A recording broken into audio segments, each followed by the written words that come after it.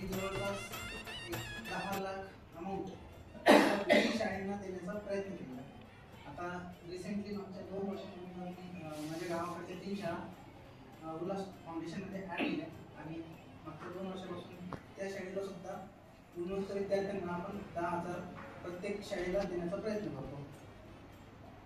आमचा उद्देश काय उल्हास ट्रस्टचा की जे खेडेगावातील विद्यार्थी असतात यांना भविष्यामध्ये काय करावं, त्यांना मार्गदर्शन कसं भेटावं आणि जे विद्यार्थी एकदम गरीब घरचे असतात त्यांना एक तर माहिती पण नाही की आपल्याला भविष्यामध्ये बनायचं काय आणि भविष्यामध्ये काय काय अपॉर्च्युनिटी त्यांच्यासाठी ओपन असतात.